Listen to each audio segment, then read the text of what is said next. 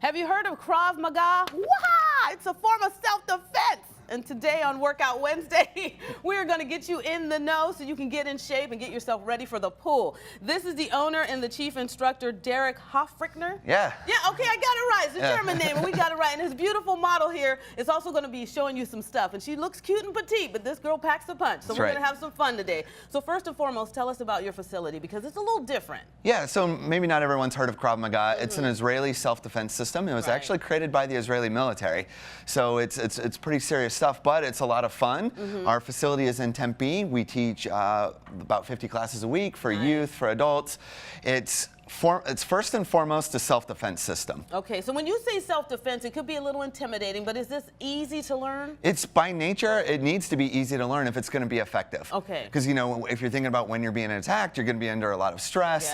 Yes. There's going to be a lot of disadvantages, so it has to be something you can remember. It's very beginner-friendly, and our classes are very beginner-friendly. Okay. Yeah. So let's talk about the things that we're going to learn today and the benefits of them. So what are some of the techniques you're going to show us today? Yeah, so we're going to talk about like a few different types of attacks, kind of escalating up. And you talked about the benefits. I mentioned it's first a self-defense system, but as you do it, it's a fantastic workout. Because you are using your whole body when you think about it. Absolutely. Right? You know, fighters have great bodies. From striking and kicking, you're going to build up shoulders and arms and just the cardio. So we have people who come in, they want to learn how to defend themselves, and then they end up losing 10, 20, 30 pounds just because they're active.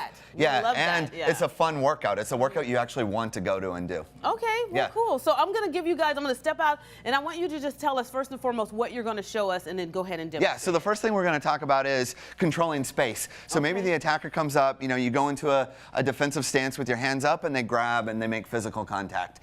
We want to not have strangers that we don't know holding on to us, so she needs to get her hand back. What she's going to do is rotate the blade towards the opening, take her elbow forward, and create like a lever. So it's a real simple beginner type of technique just to create space. Once she creates space, you know, she wants to move, use her voice, and try to negotiate the situation with her voice. Because you're a little frazzled and you don't realize that someone is actually attempting to do something to you because it takes a little bit of reaction time from the brain.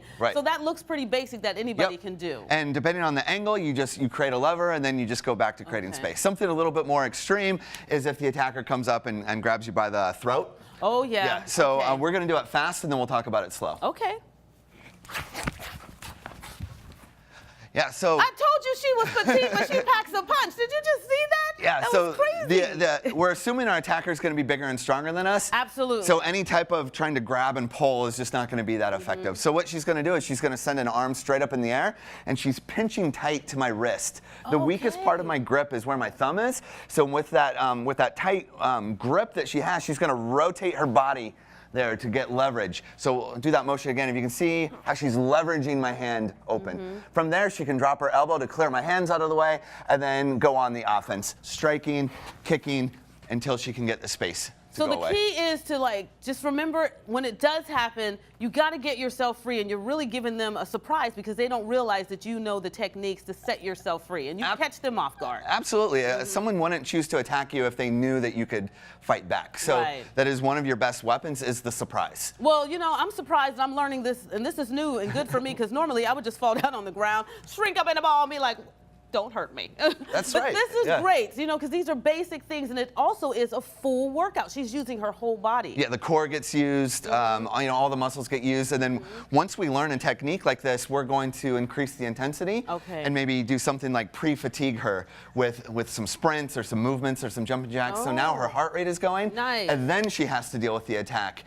So it's adding that stress level to it. All right, again, the website is evkmselfdefense.com. They're in Tempe on Apache Boulevard. We got about 30 seconds. If you want to show us one more technique, that'd be great.